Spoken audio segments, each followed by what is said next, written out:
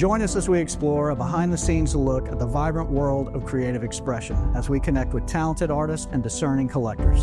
This is your invitation to join us and follow along on an exciting and inspirational journey through the red doors.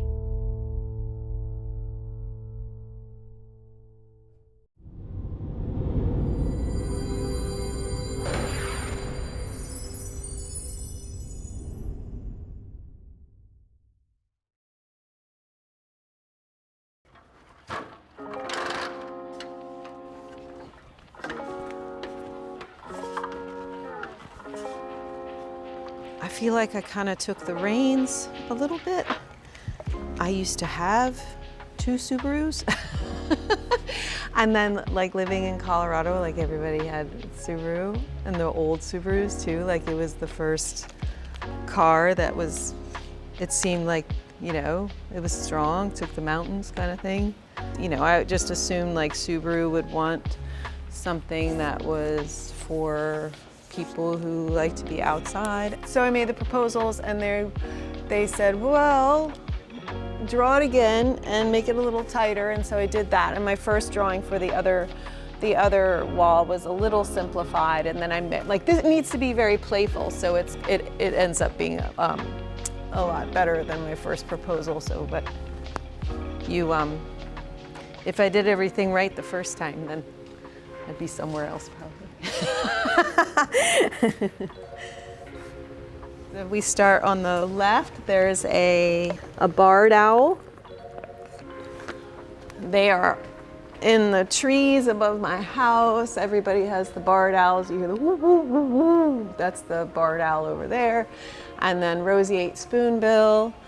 And this is a Louisiana heron or a tricolored heron, swallowtail kite, and a brown pelican, Mississippi kite, a red-tailed hawk, and a great blue heron, swallowtail kite up there, and great egret, so that one will be white. And this is another Mississippi kite, and then a red-winged blackbird over here. He's cool. He'll have a little red on him, so when you come around the corner, you see him.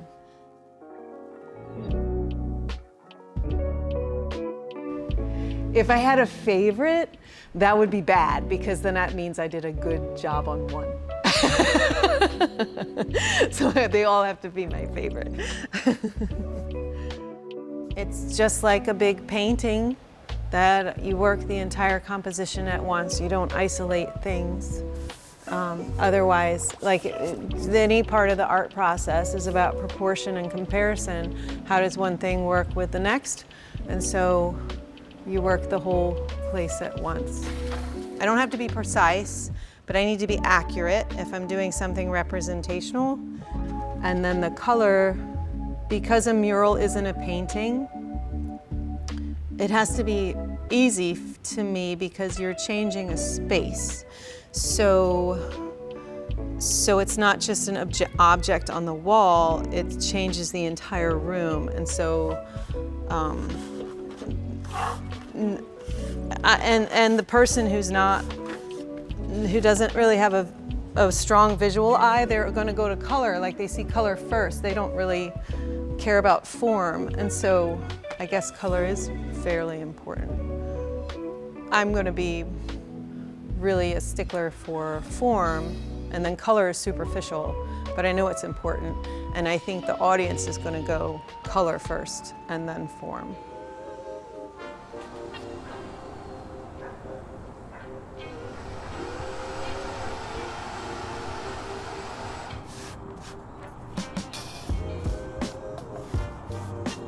This is a big piece of a buttress of cypress that my husband and I found on the Batcher like 20 years ago. And I got it cut. And it's 4 inches and maybe 4 feet across.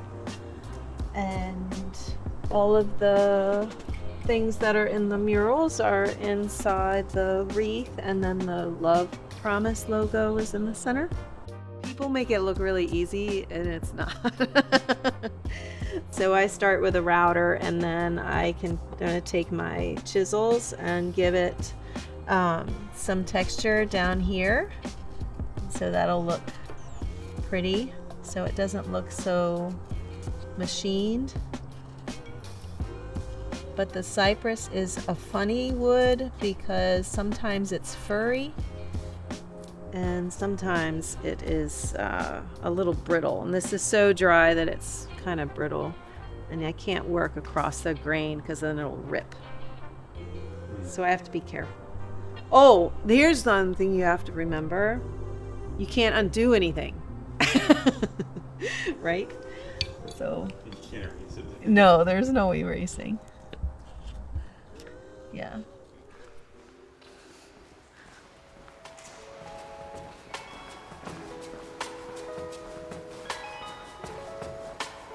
This mural, you walk in and you'll see the rivers, the Tchefuncte River and the Bogafalaya, and they are sitting on top of what's in the river. So you see the sea grasses, and there'll be swimmy things, there'll be fish in there, but just really silhouettes and kind of ideas that there are things swimming. So there's a relationship with the people who live here and the river around which they live.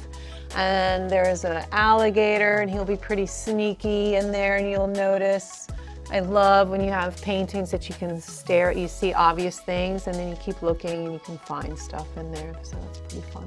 It's a pretty complicated mural because the birds, you're looking down on them, they're flying over the rivers, but then you're seeing in the rivers with the alligator and the otter.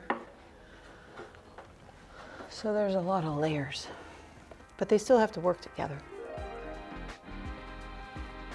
As an artist, you gotta work with that. It's like a balancing act when you call it quits on a project and when you keep going, you know? Yes, yeah, and it's similar but different than like a oil painting that really takes a long time because it's a totally different thought process for me. This is certainly more decorative and illustrative. Not that there's not fine art involved, but it's quicker, it's faster, it's there for the public to enjoy, not necessarily to ponder for days on end, because they're coming through and using the space and they're in part of the space, and so they look at the work. People always ask, like, do you ever not want to let your paintings go? I'm like, oh my gosh, never. It's so exciting when they leave, but then there are a few that you're exceptionally proud of, and you're like, oh, I hope they go to a good spot. It sounds like a rescue animal, but